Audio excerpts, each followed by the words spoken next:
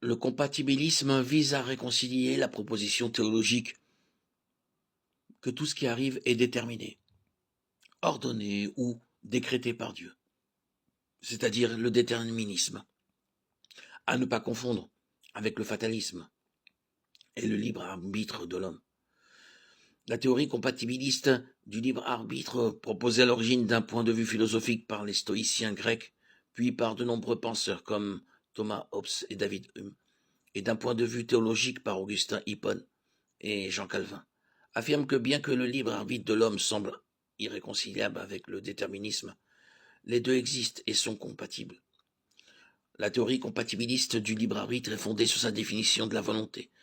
D'un point de vue théologique, celle-ci se définit à la lumière des vérités bibliques révélées du péché originel et de la dépravation spirituelle de l'homme. La volonté de l'homme déchu est prisonnière du mal, esclave du péché et soumise à son seul maître, le péché. Acte 8, 23. Jean 8, 34, Romains 6, 16, 17, Romains 6, 14. Par conséquent, bien que la volonté humaine soit libre de faire ce qui lui plaît, elle aspire à agir selon sa nature, laquelle est pécheresse, si bien que les pensées de l'homme déchu se portent constamment et uniquement vers le mal. Genèse 6, 5, Genèse 8, 21.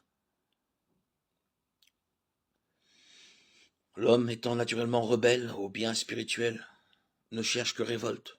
L'homme est donc libre de faire ce qu'il veut et ce qu'il fait, mais il ne peut tout simplement pas faire ce qui est contraire à sa nature.